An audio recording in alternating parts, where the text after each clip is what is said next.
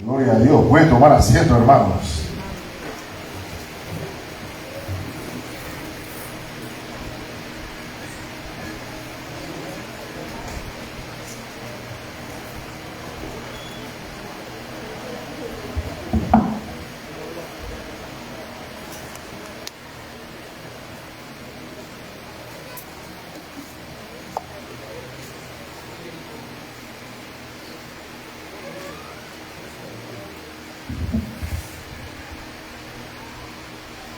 Le damos las gracias al Señor por la oportunidad y el privilegio de encontrarnos una vez más aquí.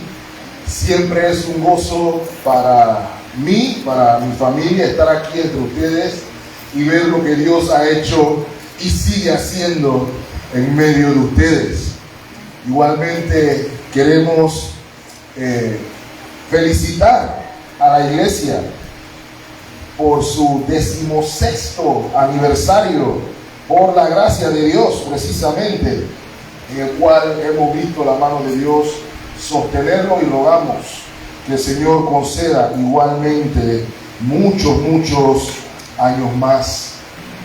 Igualmente también quisiéramos extender un caribeño saludo y un fuerte abrazo del Templo Bautista de Colón, desde Colón, para la gloria de Dios.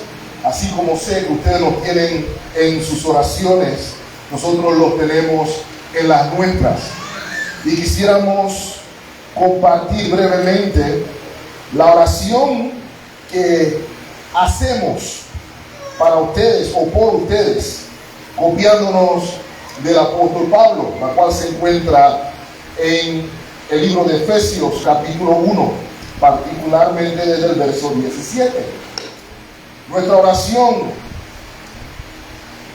por ustedes es que el Dios de nuestro Señor Jesucristo, el Padre de gloria, les dé espíritu de sabiduría y de revelación en un mejor conocimiento de Él. Mi oración es que los ojos de su corazón les sean iluminados para que sepan cuál es la esperanza de su llamamiento, cuáles son las riquezas de la gloria de su herencia en los santos, y cuál es la extraordinaria grandeza de su poder para con nosotros lo que creemos, conforme a la eficacia de la fuerza de su poder. Esa es nuestra oración, mis amados hermanos. Igualmente quisiera felicitar a los pastores de esta congregación por invitar a la iglesia a meditar, a reflexionar en las doctrinas distintivas de la fe protestante. Las exposiciones que hemos visto hasta aquí, de las cuales me he deleitado al escuchar también, nos han permitido ver que el movimiento reformador de hace 507 años es mucho más que un mero evento histórico, sino una evidencia más de la gracia y la providencia de nuestro Señor, trayendo a su pueblo de nuevo, de vuelta a la luz del Evangelio. Las olas, como ha sido ratificado desde este púlpito, fueron la respuesta de Dios en el tiempo al ataque frontal contra el Evangelio mismo, que resultó de la corrupción de la iglesia romana en su momento. Lo cual, mis amados hermanos, hace supremamente relevante para usted y para mí hoy el conocerlas, entenderlas. Me atrevo a decir, mis amados hermanos, que entender las olas es entender el Evangelio. Si mal no recuerdo, fue el novelista español Jorge Agustín Nicolás Ruiz quien acuñó la frase: quien no conoce su historia está condenado a repetirla. Y concuerdo que estas verdades que hemos estado meditando a lo largo de este mes ratifican con claridad ese principio. Concuerdo particularmente con el pastor Edgardo, que mencionaba la semana pasada, de que hoy, para muchos, aun quienes se denominan evangélicos y protestantes, estas doctrinas son desconocidas y para algunos son inclusive ofensivas. Sin embargo, mis amados hermanos, las circunstancias de hace 507 años son las mismas. La suficiencia y la autoridad de las Escrituras siguen bajo ataque. La centralidad de Cristo en nuestra fe también sigue bajo ataque. Cuando vemos, por ejemplo, a un Cristo que más que redentor se ha convertido en un genio de la lámpara, que conforme a nuestros vaivenes y deseos carnales está allí para cumplir mis deseos, conforme muchas veces hace ver el terrible evangelio de la prosperidad. O un Cristo que es el único y suficiente mediador entre Dios y los hombres. Ese es el que proclamamos. Y sabemos, mis amados hermanos, que aún hoy en Roma hay muchos mediadores, y aún hoy en nuestras corrientes evangélicas también hay muchos mediadores, aquellos que alegan algún tipo de paternidad espiritual o autoritativa sobre hermanos en la fe, haciéndose o constituyéndose de manera blasfema, si me permiten decir, en mediadores. Pero solamente hay un solo mediador entre Dios y los hombres, Jesucristo hombre. La fe salvadora también está bajo ataque, menospreciada por aquellos que consideran la fe en Cristo como insuficiente, por lo cual entonces debemos añadir cosas, reglas. Peínate así, come así, para obtener mayor beneficio divino. Igualmente, mis amados hermanos, abusada por aquellos que solo entienden la fe como un deseo milagroso y mágico, y no fundamentado en la piedra Cristo Jesús. Decía R.C. Sproul, mis amados hermanos, si niegas la doctrina de la justificación por la fe sola, entonces estás negando que Cristo solo salva. Y así pudiéramos seguir, mis amados hermanos. Las olas que me competen esta mañana no son la excepción. Ahora, permítame decir, hermano, yo no he hablado con el hermano Dimas, pero como a mí me tocaron 2 olas, yo asumo que yo tengo 2 horas, ¿cierto? Mentira, no vamos a hacer eso. Nuestra premisa esta mañana es sencilla, mis amados hermanos. La salvación es por gracia para la gloria de Dios. Ese va a ser igualmente nuestro título. La salvación es por gracia para la gloria de Dios. Ahora, mis amados hermanos, vamos a estar viendo varios pasajes. No nos vamos a concentrar en uno solo, pero vamos a rodar en virtud de la oración que hizo nuestro hermano Andy. Que la gracia del Señor nos ayude a exponer cada uno de estos pasajes de la manera más bíblica para su gloria. Y lo que vamos a hacer es simple y sencillamente, mis amados hermanos, ver lo que plantea la doctrina de sola gracia.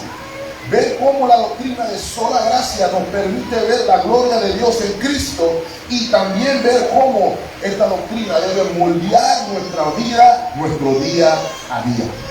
Igualmente, vamos a ver la doctrina de solo a Dios la gloria con el mismo propósito, para que podamos juntos seguir alabando al Señor que salva para la alabanza de la gloria de su gracia.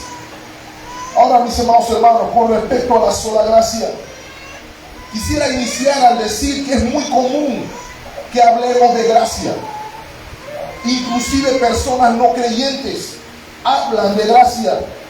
Sin embargo, no todos los que hablamos de gracia pensamos o entendemos lo mismo al hablar de ella. Si usted va al diccionario, usted verá que dependiendo del diccionario habrá hasta 10 acepciones para la palabra. Ahora, es la razón por la cual considero apropiado que definamos la gracia antes de poder definir la doctrina de sola gracia. Y cuando hablamos de sola gracia, o la definición de gracia, mejor dicho, cuando lo vemos en la Biblia, el término conlleva la idea de un beneficio, de un favor que se obtiene sin mérito alguno de la persona. Un favor inmerecido es la palabra más resumida. Ahora, sin embargo, cuando usted y yo hablamos de la gracia de Dios, es importante que podamos reconocer dos aristas. Porque aun cuando la gracia de Dios se pudiera resumir en el beneficio, favor inmerecido que Dios extiende, esa disposición hacia su creación, inclusive a los que son sus hijos, es importante hacer una distinción. Porque hay primero una disposición de Dios hacia toda su creación, un beneficio que es dado a todo el mundo sin distinción de si es usted creyente o no creyente. Una bendición o un favor que no toma en consideración el hecho de que somos un mundo caído, afectado por el pecado, pero que permite el desarrollo, el progreso de la humanidad. Piénselo por un momento, hermano. Hay personas planeando, el famoso filántropo Elon Musk está planeando viajar a Marte dentro de un par de años, lo cual nosotros leíamos como cuento de hadas cuando estábamos más jóvenes. Pero si lo logra hacer, lo logrará hacer solamente por la gracia de Dios. Hay un beneficio común. Nuestra sociedad puede florecer. Dios restringe el mal. Podemos decir, muchos panameños creyentes y no creyentes acuñaron la famosa frase de que Dios tiene cédula panameña. ¿Por qué? Porque han visto una gracia de Dios que se extiende a todo el mundo indistintamente. Como ya mencioné, ese favor permite el progreso y el desarrollo humano.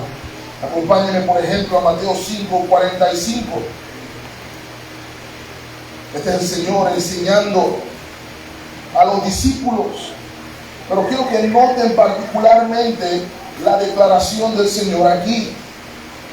Es lo que nos identifica como hijos, pero o qué evidencia aquello que se nos enseña.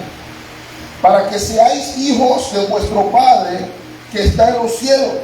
Y note que hace salir su sol sobre buenos y hace llover sobre injustos. ¿Eso es lo que dice su versión?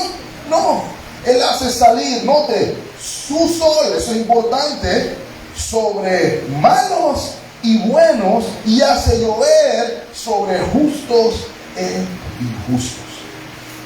Eso es lo que algunos llaman gracia común.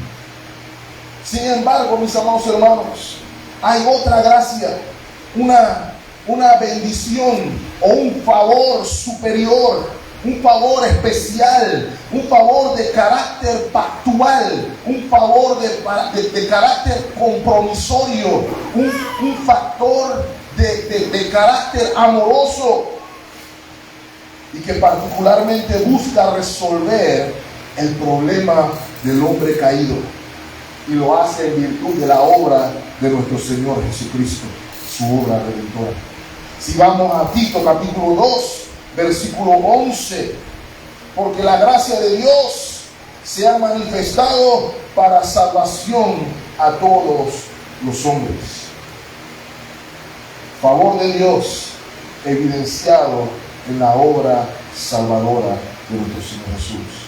Y permítame decir, hermanos, que a veces por nuestra naturaleza caída e inclinada hacia el mal, a veces tendemos a no distinguir lo valioso, lo precioso de la gracia especial que hemos mencionado. Estoy seguro que a ninguno aquí le ha pasado como Asaf, ¿cierto? Que viendo al impío prosperar, se preguntaba a sí mismo, ¿cómo es posible que Dios permita que este hombre prospere aun cuando es malo y perverso? Estoy seguro que ninguno de nosotros ha pensado así. Estoy seguro que ninguno de nosotros ha dudado de la bondad del Señor al ver que hay alguien que le va, en teoría, de acuerdo a los parámetros del mundo, mejor que nosotros. Decía Asaf en el Salmo 73 que sus pies estaban a punto de resbalar. ¿Y saben por qué sus pies iban a resbalar? Porque no estaba consciente de que la gracia que él tenía era aún superior que la gracia común, lo cual nos pasa a muchos de nosotros. Pero lo que vamos a ver hoy es que la gracia especial a la cual esta sola se dirige es incomparablemente más valiosa, porque considera o incluye la comunión con Dios. Y cuando Asaf lo entiende, entonces Asaf dice: pero yo entiendo que la cosa es mejor de este lado. Parafraseando, mis amados hermanos, Dios nos ayude a poder ver la distinción.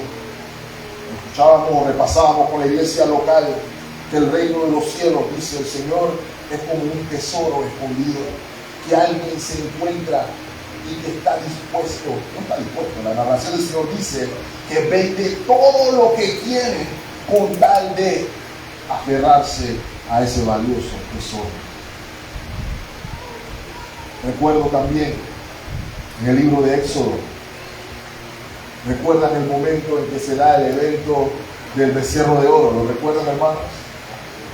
El pueblo no tuvo la paciencia y decidieron: haznos dioses, y le hicieron dioses. Pero el Señor regresa y le dice a Moisés: vamos, que ya va a haber un desastre. A lo que quiero llamar su atención, mis amados hermanos, es a la intercesión de Moisés, porque luego de ese evento Moisés escucha a Dios decir: vamos a hacer algo, yo voy a tener un problema con ustedes, así que ustedes vayan a la tierra donde fluye leche y miel. Pero no, hermanos, dice el Señor: yo no voy con ustedes, no voy, porque si voy, lo voy a destruir. Pero vayan, disfruten de la leche y la miel.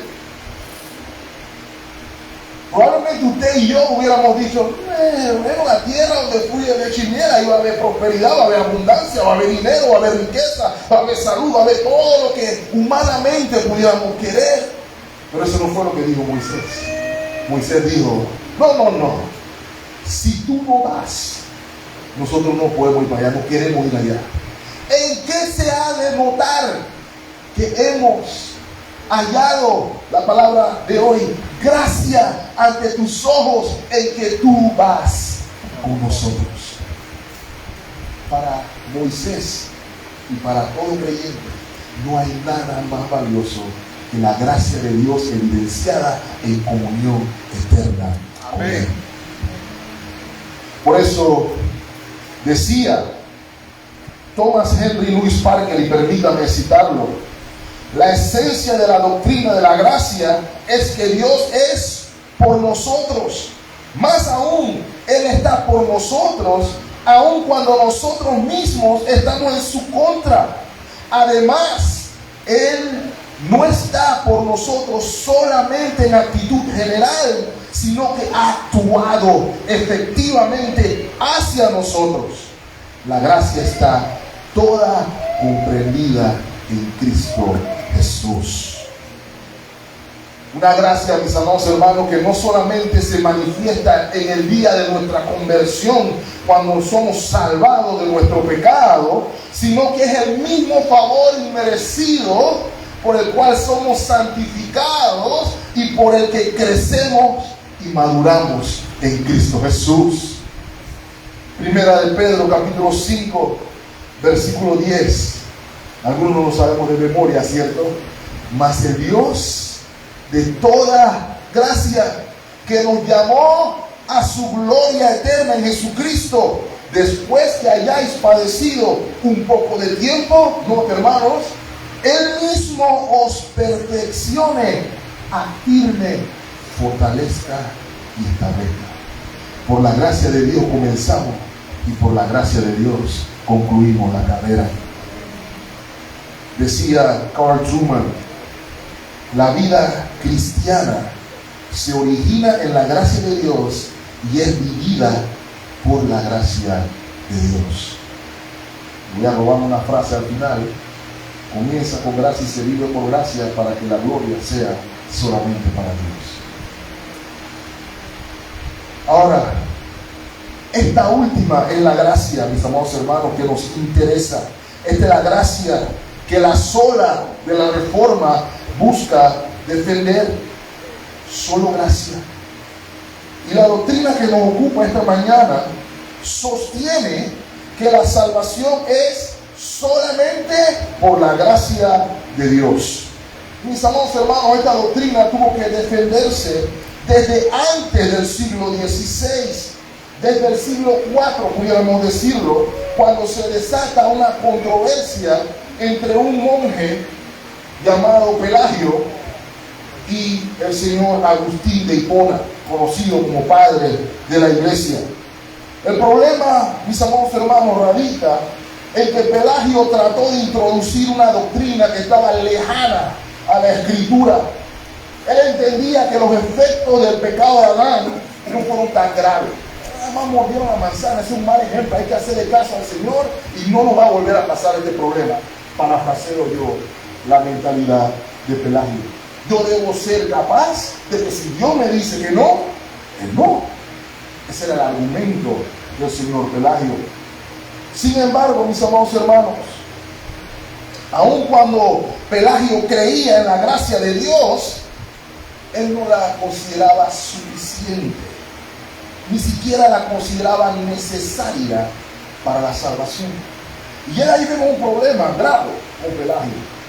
Porque si la gracia no era necesaria para la salvación, ¿por qué todo esto? ¿Para qué era necesario todo el plan de redención? Hay una incongruencia, y lo peor de todo es que la incongruencia buscaba afirmar el carácter moral del hombre por encima del carácter moral de Dios. Para Pelagio, el poder de la voluntad humana era suficiente.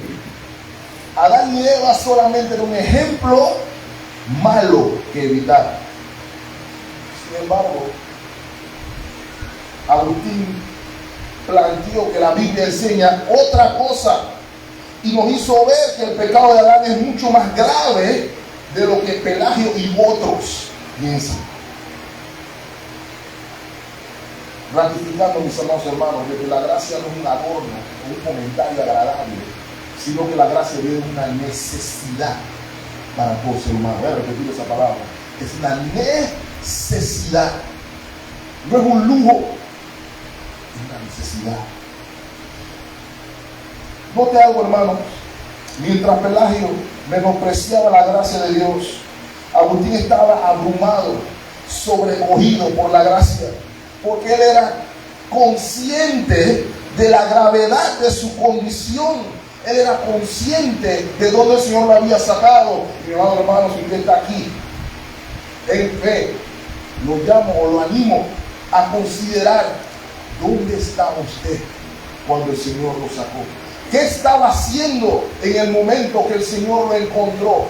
Y se dará cuenta que la gracia de Dios, tal como lo cantamos hace un momento, es un motivo de alabanza, es un motivo de asombro por el alcance mayúsculo que tuvo. Porque Romanos capítulo 5, si me acompañan aquí, nos enseña la raíz de nuestra situación y el problema que causó Adán.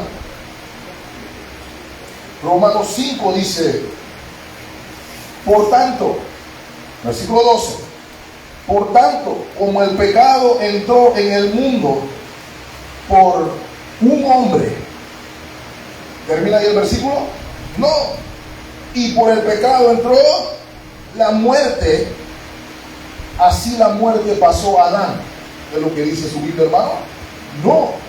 Así la muerte pasó a todos los hombres, por cuanto todos pecaron. Y ya Pablo está aquí contradiciendo la invención de Pelagio. Lo que sucedió en el huerto no fue una tontería, no es algo a minimizar. Lo que sucedió en el huerto afectó ontológicamente, digámoslo así, a la humanidad.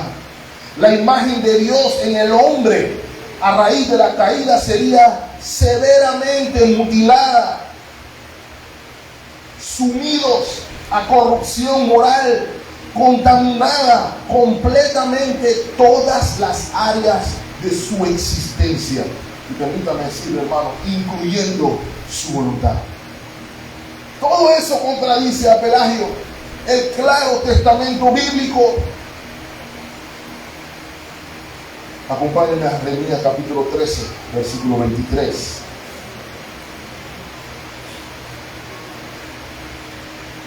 Jeremías 13, 23 es el Señor declarando la condición del hombre. ¿Mudará el etíope su piel para ponerle más carácter visual? ¿Podrá este negro que está aquí ponerse blanco? Es lo que está diciendo el Señor. Y el leopardo sus manchas.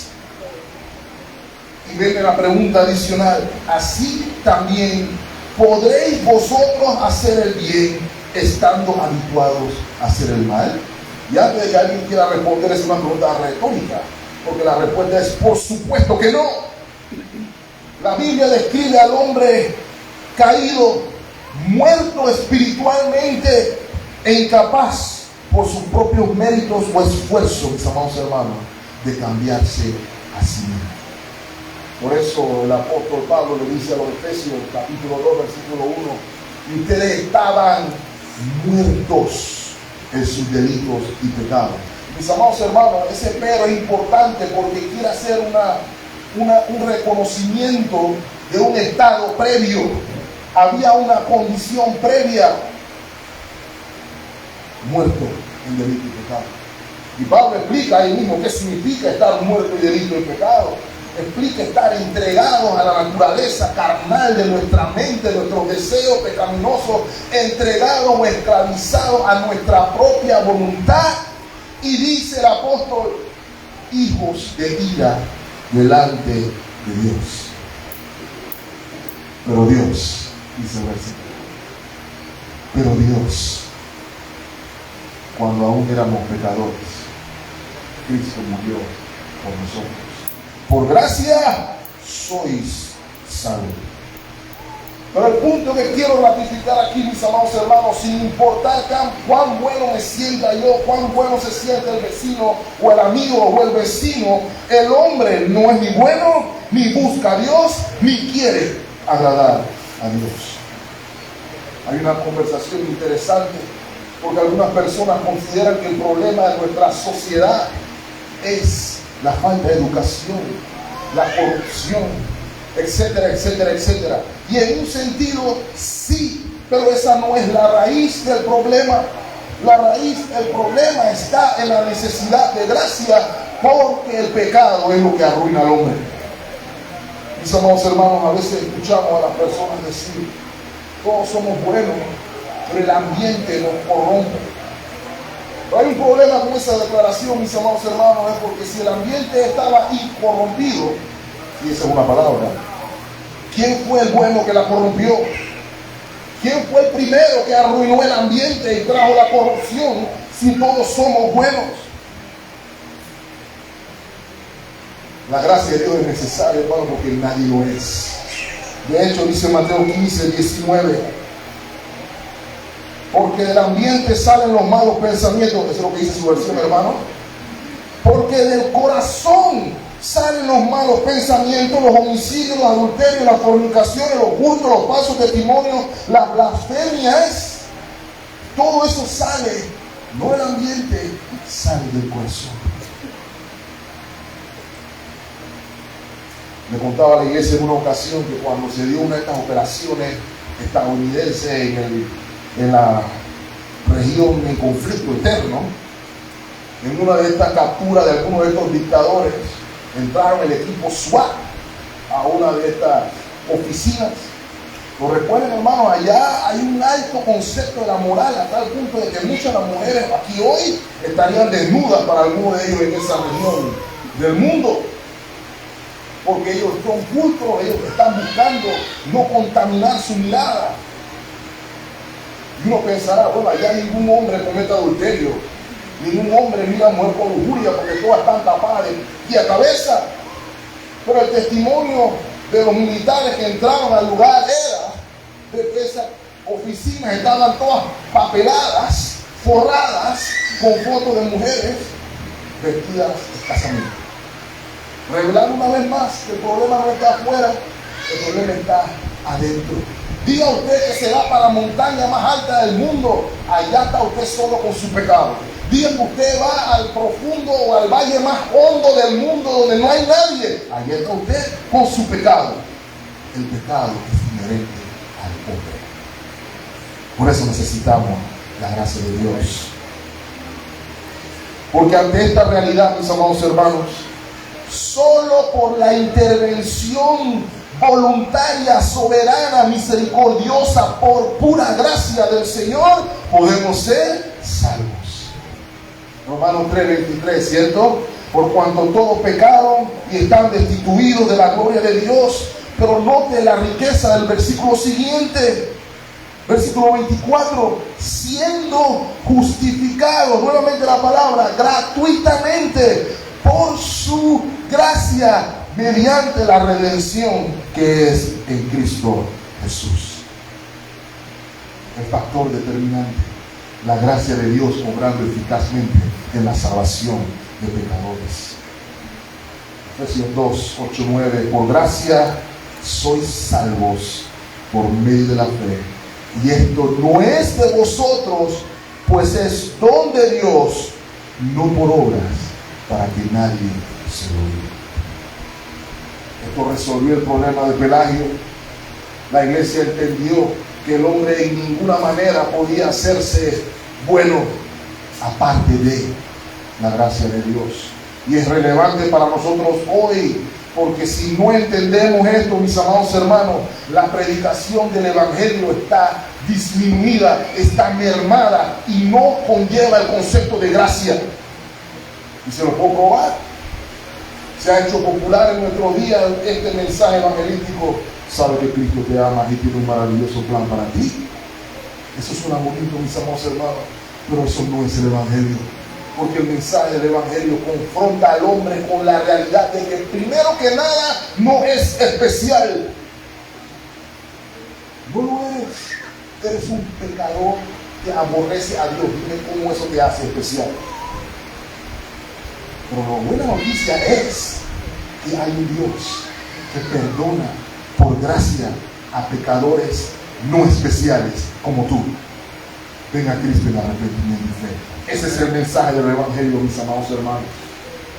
Pero ahora tenemos Evangelio sin gracia. Como tú eres, ven a Cristo. El mensaje del Evangelio es otro, porque Dios hizo, ven a Él. Hemos de recordar, mis amados hermanos, no es por obras para que nadie se gloríe. Eso ya fue por allá, por el siglo IV. Pero igualmente, hermanos, ya cuando llegamos al siglo XVI, a la época de la Reforma, Roma por lo menos dijo, bueno, Pelagio estaba equivocado, pero lo que nosotros decimos es que sí necesitamos la gracia de Dios, pero tenemos que cooperar con ella de alguna manera. Es más, la gracia que hemos recibido por el Santo Sacramento hay que conservarla, y esa gracia se puede perder. Porque si me porto mal, pierdo gracia, a tal punto de que puedo perder mi salvación. Por ende tengo que cooperar. Y se pusieron muy creativos también. Entre otras cosas, salió la famosa doctrina de la indulgencia.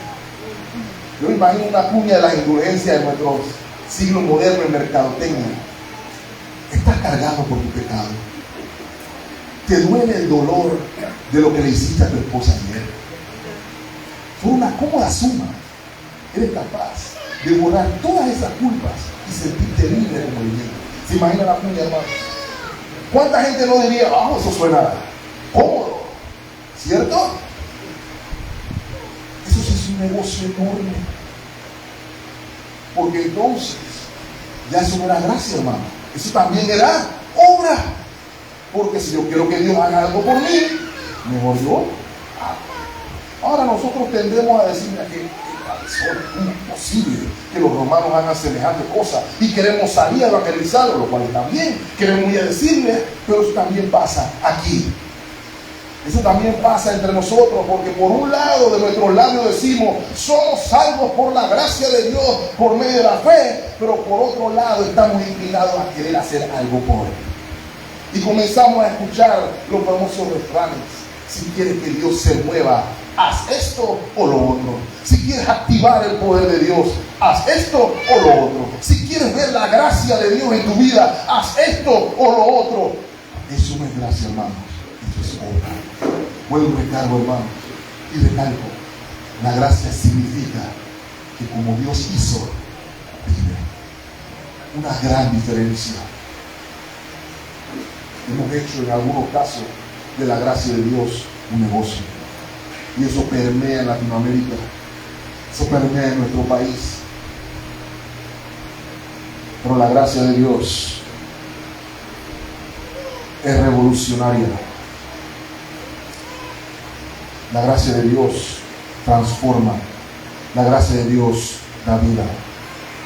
Ahora, hermanos, ¿cuál es el punto aquí que no debemos olvidar? La salvación es un regalo gratuito de Dios, no basado en absoluto en méritos humanos. Quisiera dejar con ustedes estas palabras.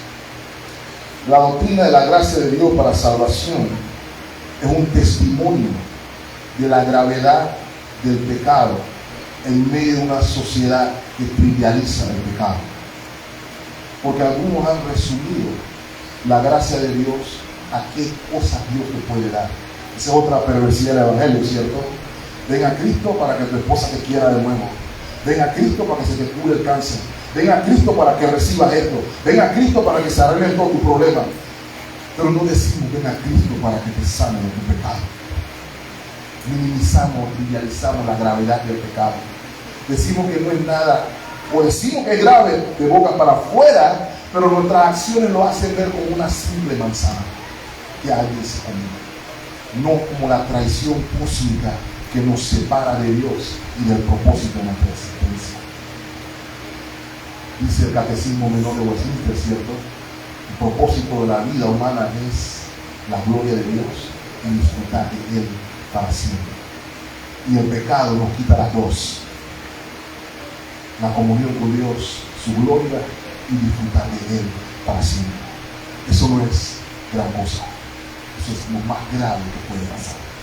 ¿Cómo se nos ocurre hacer la cruz de Cristo un elemento para obtener un carro nuevo o para obtener algún beneficio humano? La cruz de Cristo me da comunión con Dios. Aquello que Moisés pidió en el monte cuando dijo: muéstrame tu gloria. Mis amados hermanos, la doctrina de la sola gracia nos permite también entender cuál es la condición verdadera en la que estamos y cuál es nuestra mayor necesidad. Y es un recordatorio, mis amados hermanos, que usted y yo nos cooperamos en nuestra salvación. No es ayúdate que yo te ayudaré, que andan repitiendo por ahí, inclusive le andan poniendo versículos y texto bíblico. No es que el hombre dice, o que Dios dice, haz tu parte y yo haré la otra, porque el hombre está muerto sin Dios. Usted está aquí hoy, usted se siente que está viviendo y coleando con todas sus facultades mentales, pero sin Dios, permítame decirle que usted está muerto y sin comunión con Dios, separado de la promesa, separado de los pactos. No tiene que ser así, porque su gracia aún es evidente hoy. Y Él aún hoy está llamando pecadores al arrepentimiento.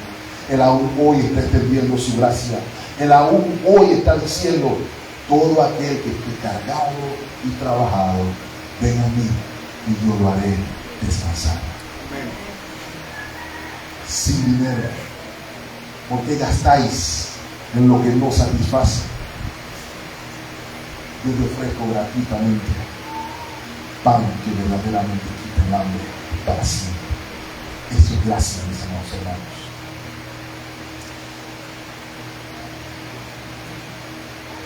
Lo cual me lleva a la última sola y Deo gloria.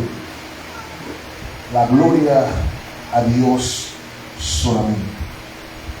Ahora, hermano, esta sola a primera instancia pudiera parecer no controversial, ¿cierto? ¿Quién se pararía a decir que la gloria no es para Dios? No pareciera que hubiera alguna contradicción en eso.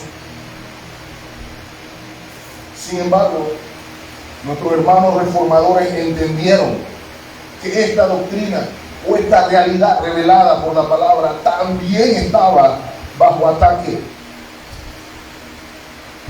Aún para Roma, si lo pensamos bien, ellos decían que inclusive las obras que son meritorias de los hombres, ¿qué obras meritorias? Ya hay un problema porque le está asignando mérito a la obra de los hombres. Aquellas obras que estaban ligadas a la práctica de los sacramentos estaban infundidas de la gracia de Dios. Pero mis amados hermanos, ese era lenguaje bonito para tratar de ocultar el deseo en sus corazones, igual que Pelagio en su día, de compartir la gloria con Dios en la salvación. Porque esa es una inclinación humana. Vuelvo y repito, mis amados hermanos, nuestra tendencia es obtener el mérito de algo, aun cuando no sea nuestro. Esa es nuestra tendencia. El evangelio era piedra de tropiezo para algunos, porque no puede ser que no haya que hacer nada más que creer. ¿Cómo es posible que no tenga que hacer nada para ganarme la salvación? Usted se imagina, hermano, estar preso y llega alguien y le dice: alguien pagó tu fianza, puedes salir. Y la persona en la prisión diciendo: no puedo salir porque esa plata no sale en mi bolsillo. Y no voy a salir hasta que yo, con mi sudor y mi esfuerzo, pague para salir de la prisión. ¿Cuánto ustedes harían algo así? En la vida real no le daría, ¿cierto? Pero en referencia a la gracia de Dios sí estamos prestos a decir: yo hice, yo traje mi ofrenda, y yo manejé aquí, yo hice acá, este es mi ministerio, mi resultado, mi. Eso es lo que pasaba en esa época. Todos los reformadores, reconociendo la tendencia humana del mi, buscaron en la Escritura y enseñaron a la iglesia que es Él y solo Él. Por ejemplo, dijo Juan Calvino en una ocasión: nunca nos gloriamos verdaderamente en Él hasta que hayamos descartado por completo nuestra propia gloria. Los elegidos son justificados por el Señor para que se gloríen en Él y en ningún otro. Ese es el llamado de los reformadores y el llamado nuestro. Nuestra gloria es en Cristo solamente. El Señor no comparte su gloria con nadie, hermano. No tiene por qué. Usted no hizo nada. Todo es de Él, por Él y para Él. Isaías 42:8, por ejemplo, nos recuerda: yo, Jehová, este es mi nombre, y a otro no daré mi gloria ni mi alabanza a esculturas. Ustedes pueden pensar, mis amados hermanos, como el Rey de Gloria viendo a su pueblo, rindiéndole tributo a estatuas de madera, de yeso y palo. El Rey de Gloria. ¿No tendría Dios derecho a estar enojado ante suprema ignorancia, digámoslo por un lado, o indecencia de no reconocer de quién son y de quién provienen todas las cosas? No tiene por qué compartir su gloria con nadie, y mucho menos porque usted se sienta bien. Usted se debe sentir bien solamente porque Él, en su gracia, quiere bendecirlo para siempre. Eso es suficiente para mí.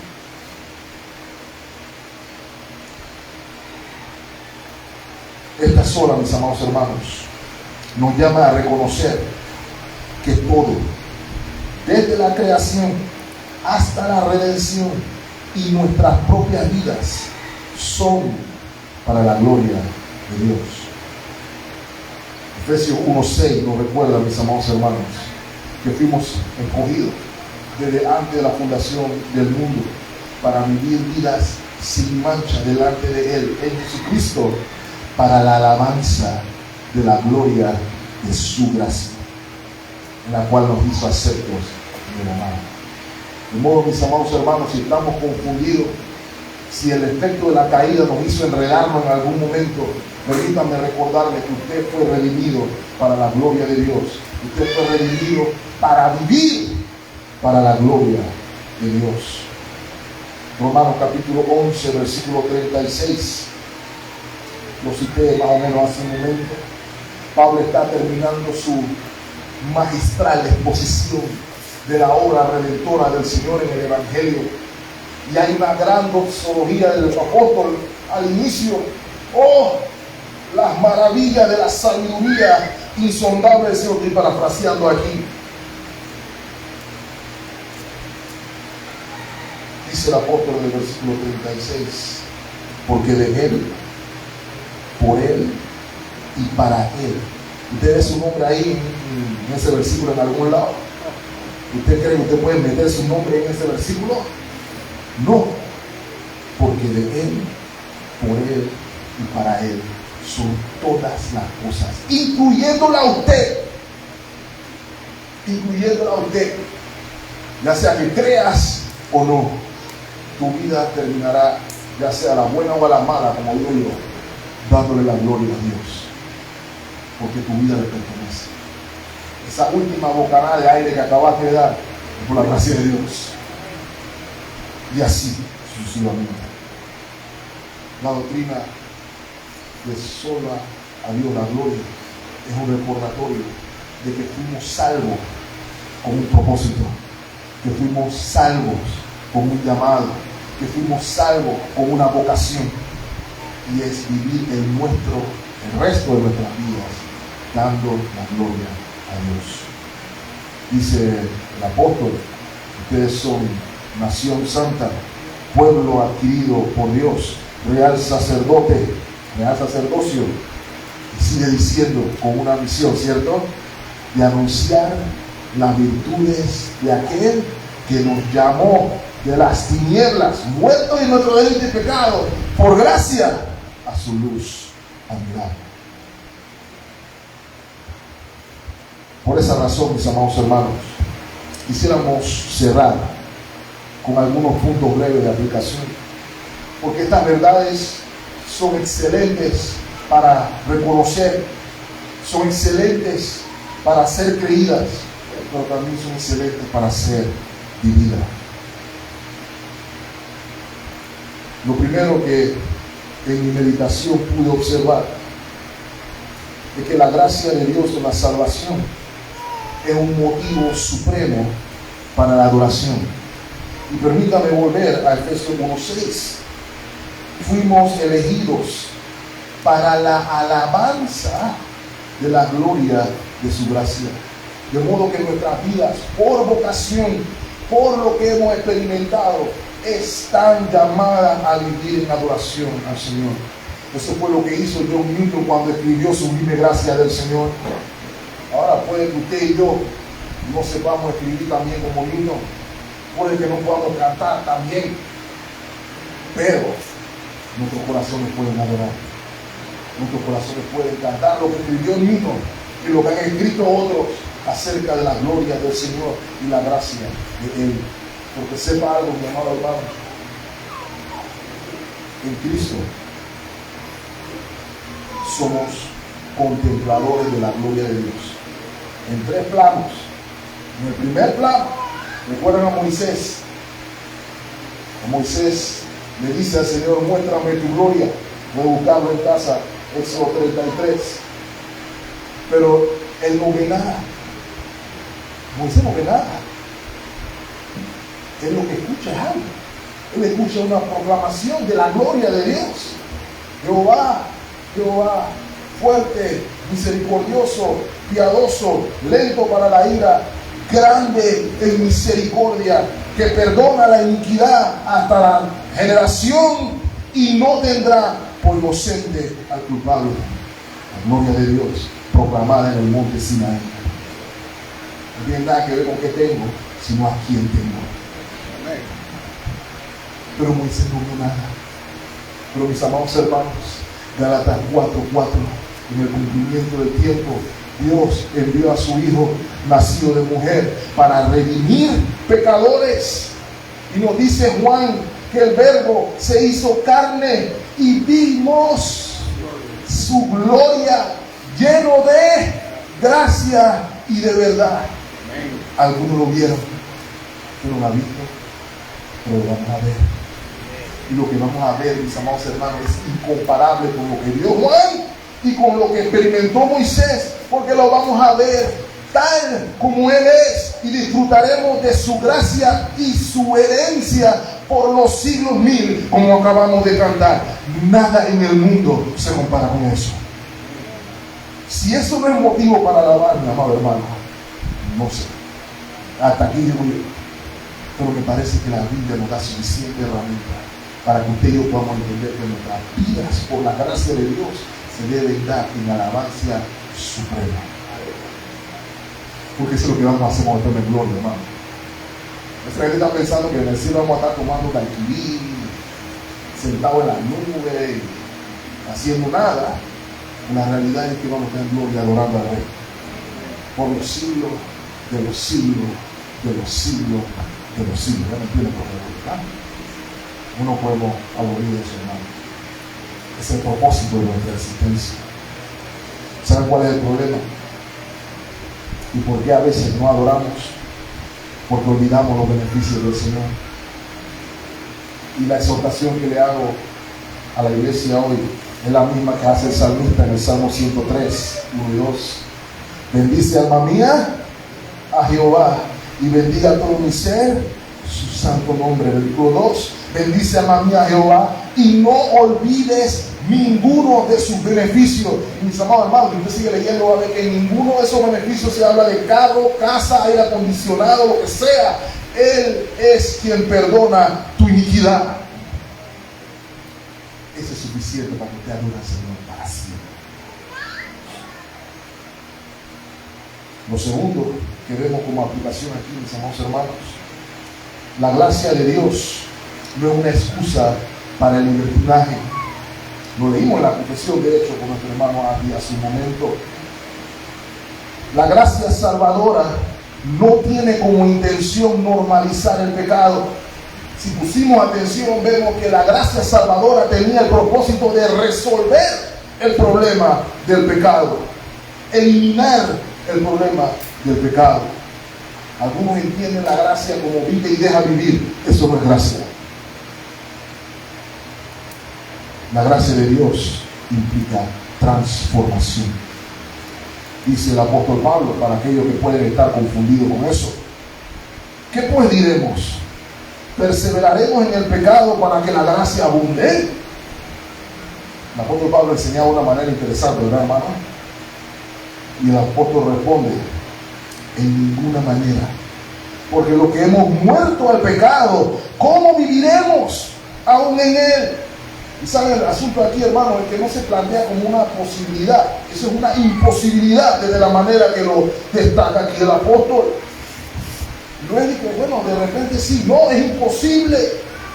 Si yo entiendo que la gracia de Dios me da libertad para vivir como me da la gana y que nadie me puede decir nada, no has entendido el evangelio. Ven a Cristo en el arrepentimiento y fe. No hay otra cosa que se pueda decir. Versículo 3.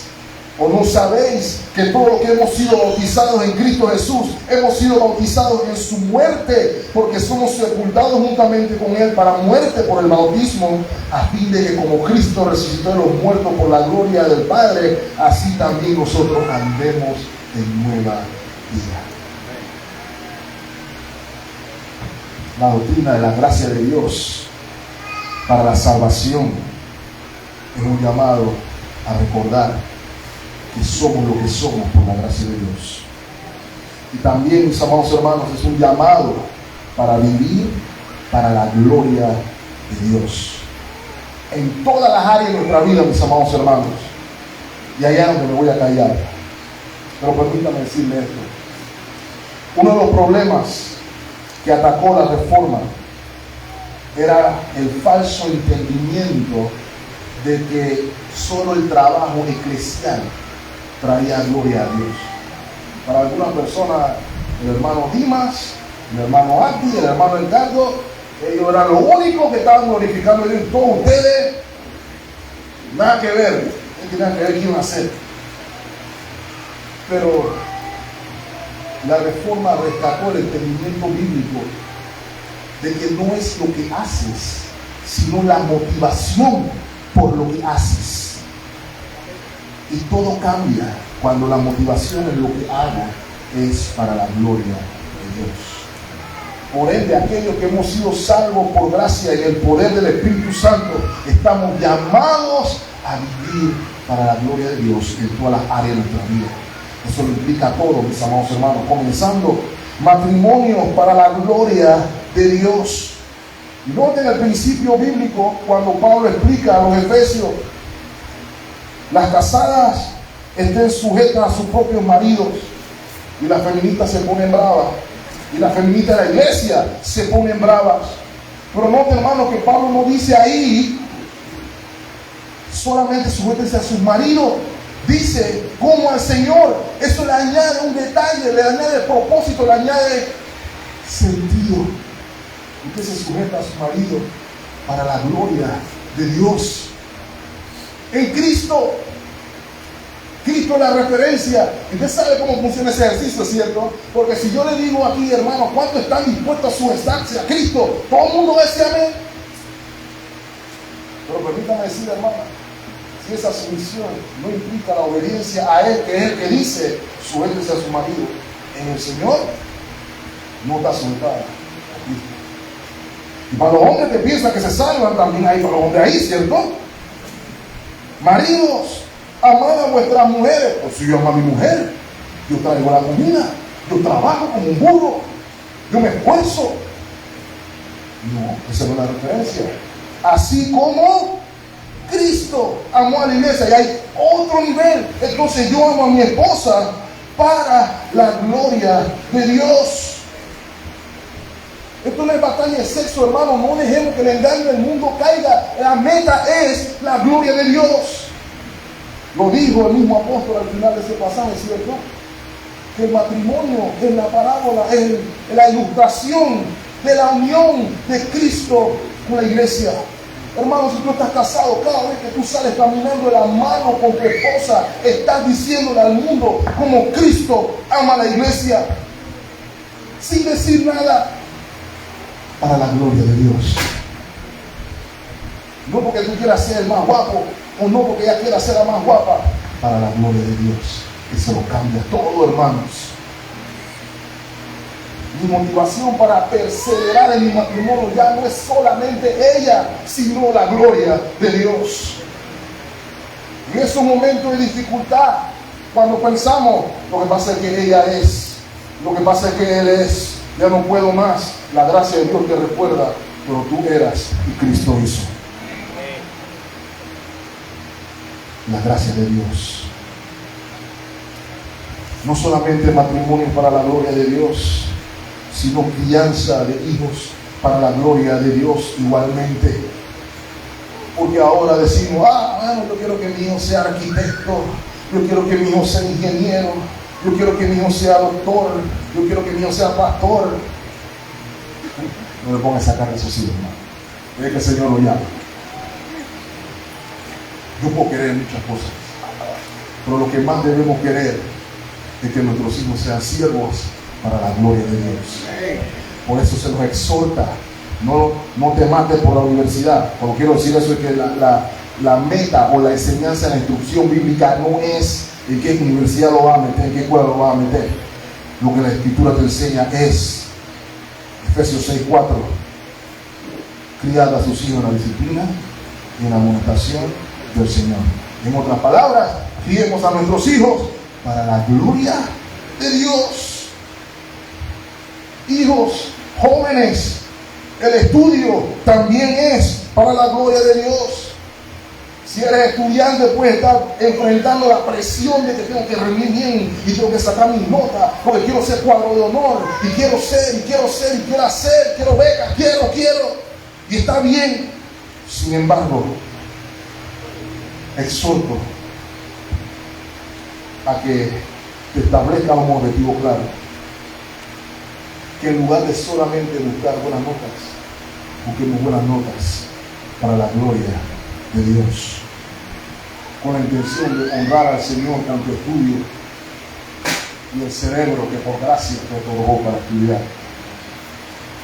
No solamente en el estudio, también el trabajo es para la gloria de Dios. Y permítanme animarlo, hermano y hermana, porque me ha pasado particularmente, no necesariamente en el trabajo pastoral, pero trabajo en una oficina, trabajo en el mundo. Y hay veces que uno se siente como que estamos trabajando por el gusto, que los esfuerzos que se hacen son desapercibidos, que a nadie le importa lo que estoy haciendo allí, que soy un número de muchos. Sé que muchos hemos pasado por ahí, y algunos ponemos la foto de nuestra familia en el pupitre para acordarnos por ellos que Dios quiere. Pero si usted como yo, llegó un momento, mis amados hermanos, que le confronto y le digo, ni la foto de mi esposa de mis hijos me estaba sirviendo, hasta que me recordaron cómo trae alivio la palabra de Dios, mis amados hermanos, que nuestro trabajo es para la gloria de Dios, y que independientemente de quién lo vea y quién no lo vea, Dios sí lo ve siempre. Por eso mi motivación no es mi jefe, mi motivación no son mis compañeros de trabajo, mi motivación ni siquiera es mi familia, mi motivación es la gloria de Dios. Mis amados hermanos, ese entendimiento de que somos salvos por gracia para la gloria de Dios transformó al mundo en el siglo XVI, y yo creo que todavía lo puede hacer si por la fe volvemos a aquellas cosas que están bajo ataque, a la autoridad, la suficiencia de la palabra, al entendimiento de que somos salvos solamente por la gracia, por medio solamente de la fe en la obra completa de nuestro Señor Jesucristo, para su gloria. Y veremos nuestro mundo cambiar, veremos nuestras sociedades moverse en el poder del Evangelio para la gloria de Dios. Hoy lo puede hacer también. El Señor lo bendiga ricamente. Estemos orando. Señor, gracias por tu palabra. Gracias por recordarnos la gracia admirable del Dios de amor, que nos libró de nuestro pecado, que nos llamó a nueva vida, que nos dio vida cuando estábamos muertos en nuestros delitos y pecados. Gracias que nos dio vida, y gracias que nos sostiene hasta que tú nos vengas a buscar. Rogamos, hermanos, rogamos por mis hermanos y hermanas, Señor, que tú concedas la fortaleza que solamente tú das para continuar viviendo por ti y para ti, puestos los ojos en Jesús, el autor y consumador de nuestra fe. No nos permitas desviarnos a la derecha ni a la izquierda del supremo llamamiento, el cual es Cristo, para la gloria eterna, por siempre y para siempre. Gracias por esta iglesia, faro de luz en esta comunidad. Continúa utilizándolo mientras lo continúas preservando. Tú eres bueno, Señor, lo podemos ver y testificar. Gracias, Cristo. Gracias, Señor. En Cristo Jesús pedimos estas cosas. Amén.